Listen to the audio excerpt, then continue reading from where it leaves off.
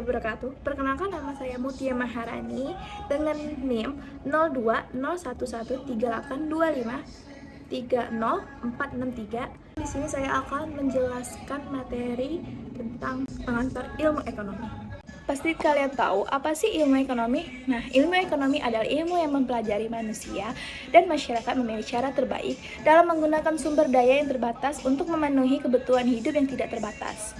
Ekonomi hadir sebagai paduan rasional dan pengembalian keputusan. Fokus utama ekonomi adalah keterbatasan sumber daya versus kebutuhan manusia. Tujuannya itu keadilan dan kesejahteraan sosial. Lanjut adalah ruang lingkup ilmu ekonomi. Ruang lingkup ilmu ekonomi itu dibagi menjadi dua, yaitu ekonomi mikro dan ekonomi makro. Apa sih ekonomi mikro? Ekonomi mikro adalah menganalisis perilaku individu, rumah tangga, dan perusahaan. Yang ekonomi makro itu mempelajari perekonomian secara keseluruhan, mencakup output nasional, inflasi, pengangguran, serta kebijakan fiskal dan moneter. Ekonomi mikro berfokus bagaimana individu dan perusahaan mengambil keputusan dalam dasar.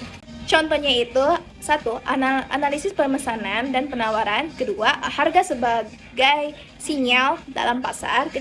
Teori produksi dan biaya. 4. Perilaku konsumen dan produsen. Contoh ekonomi makro menelaah kinerja perekonomian secara agregat. Pertama, pertumbuhan ekonomi dan pembangunan. 2. Inflasi dan stabilitas harga. Yang 3. Pengangguran dan laporan kerja. 4. Kebijakan fiskal dan moneter. Nah, hubungan ekonomi mikro dan makro itu saling berkaitan karena analisis individu mempengaruhi kondisi agregat, sementara kondisi makro juga berdampak pada perilaku individu. Apa sih yang harus diproduksi yang berkaitan dengan pilihan jenis barang dan jasa yang akan diproduksi agar sesuai dengan kebutuhan? Yang pertama itu adalah barang konsumsi dan barang modal. Dan yang kedua itu adalah kebutuhan primer, sekunder, dan tersier. Yang ketiga adalah pertimbangan efisiensi dan keadilan. Bagaimana sih cara memproduksi menyangkut teknologi produksi, penggunaan sumber daya, dan efisiensi dalam proses produksi? Yang pertama adalah teknologi padat karya atau padat modal. Yang kedua, penggunaan tenaga kerja versus mesin. Yang ketiga adalah pertimbangan dan dampak lingkungan. Masalah ekonomi modern. Di daerah modern, pokok ekonomi diperluas termasuk keberlanjutan dan keadilan sosial. Contohnya, kelangkaan energi dan lingkungan. Kedua, ketimpangan sosial ekonomi. Dan 3. Globalisasi dan perdagangan internasional. 4.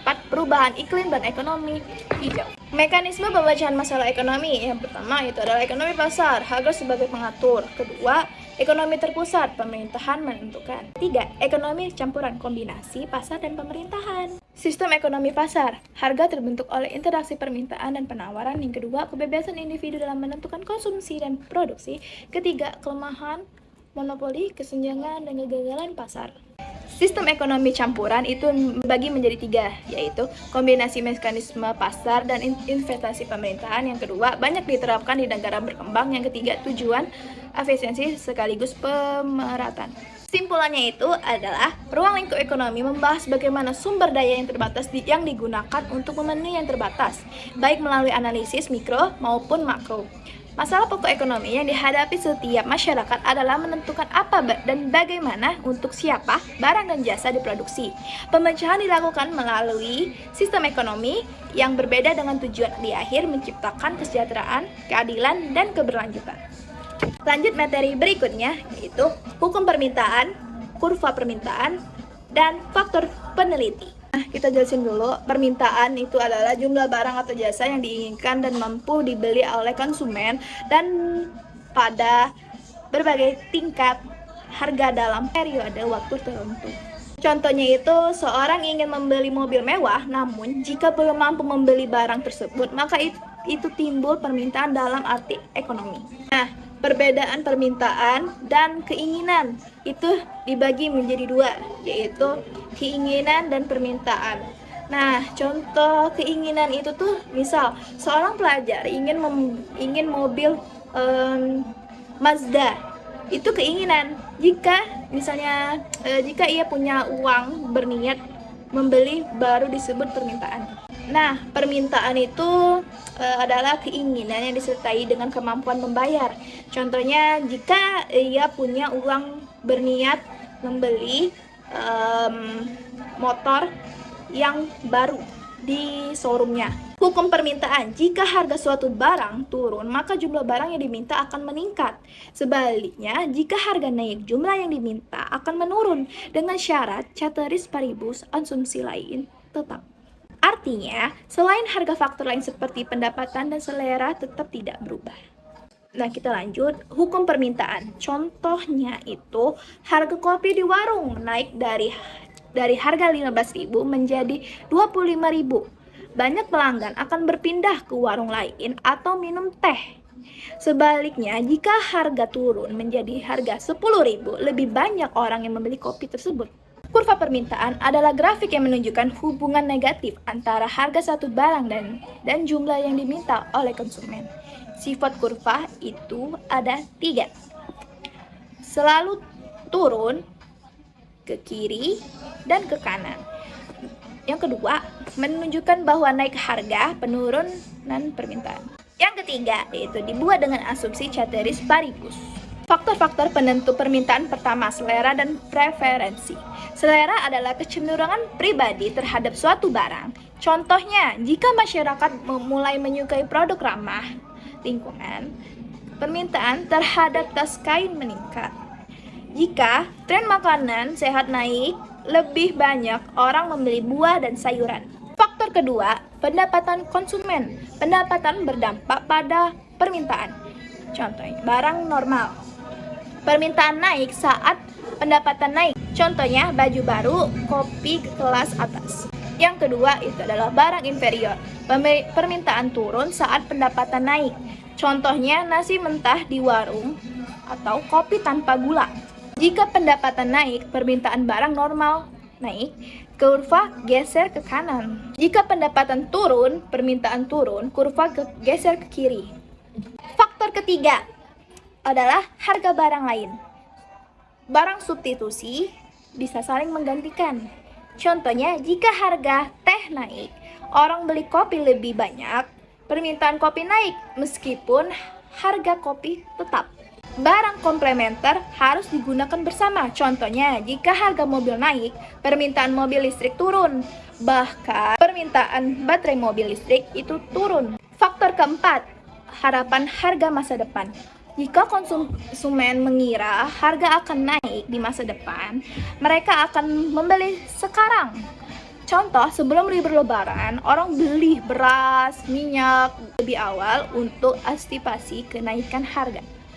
Sebaliknya, jika mereka yakin harga turun, mereka menunda. Permintaan sekarang turun. Harapannya itu mengubah keputusan beli sekarang. Faktor kelima, populasi dan demografi. Jumlah penduduk dan struktur usia mempengaruhi permintaan. Populasi naik, yaitu contohnya permintaan pangan, pakaian, rumah yang bertambah. Yang kedua, itu banyak anak. Contohnya itu permintaan mainan, susu formula. Yang ketiga, itu ada banyak yang lansia. Contohnya itu permintaan obat, kursi roda, produk kesehatan, dan lain-lain. Dan perubahan demografi itu seperti perubahan pada konsumsi makanan gitu. Faktor keenam, iklan dan pemasaran. Bila dapat menciptakan atau mengubah selera, contohnya iklan iPhone membuat banyak orang ingin punya iPhone, bahkan tanpa perlu perubahan harga. Contohnya, iklan bukan pengaruh langsung harga, tetapi bentuk keinginan pergeseran kurva permintaan ke kanan. Faktor ketujuh itu adalah gaya hidup dan tren sosial. Gaya hidup modern mempengaruhi permintaan. Jika orang suka jajan, permintaan makanan eksos makanan akan naik. Jika gaya hidup sehat mendominasi permintaan, vitamin dan vitamin naik. Nah, itu aja 7 faktor-faktor ilmu ekonomi. Kita lanjut ke hukum penawaran. Di dunia ekonomi, ada suatu hukum yang selalu bekerja seperti mesin otomatis, hukum penawaran. Jika harga satu barang naik, maka yang ditawarkan akan meningkat dengan asumsi faktor lain tetap. Ini bukan teori abstrak, ini fakta nyata yang terjadi di pasar tradisional, toko online, hingga pabrik besar. Contohnya itu saat harga beras naik pasca panen gagal, petani justru menanam lebih banyak di lahan yang kosong. Mengapa kurva naik? naik, misalnya harga 3.000, Anda bungkus 10 bungkus, harga naik jadi 5.000. Ada tambahan 3 anak buah, hasilnya jadi 20 bungkus. Alasannya, keuntungannya lebih besar. Hukum penawaran bukan ajaib, ia adalah respon logis terhadap insentif keuntungan. Kita lanjut ke materi berikutnya, yaitu adalah mekanisme pasar, harga sebagai sinyal ekonomi dan pengalokasi sumber daya. Ada 8 pokok bahasan. Yang pertama itu adalah konsep dasar mekanisme pasar. Yang kedua itu adalah harga sebagai sistem komunikasi ekonomi. Yang ketiga itu adalah fungsi harga dalam perekonomian. Yang keempat, mekanisme perbentukan harga. Yang kelima, elastisitas dalam respon pasar. Yang keenam itu adalah efisiensi alokatif melalui harga.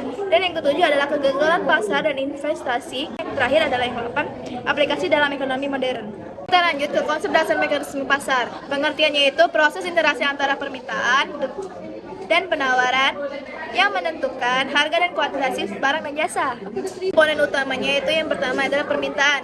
Contohnya keinginan konsumen yang didukung kemampuan beli. Yang kedua itu adalah penawaran, kemampuan produsen menyediakan barang dan jasa. Dan yang ketiga itu adalah harga keseimbangan, titik temu antara keinginan dan konsumen. Terus itu adalah ciri pasar bekerja efisiensi. Kita lanjut ke ciri pasar efisiensi, yaitu ada 3. Yang pertama, informasi tersebar sempurna. Yang kedua, mobilitas faktor produksi tertinggi. Yang ketiga adalah tidak ada hambatan masuk keluar pasar. Filosofi harga dalam sistem ekonomi.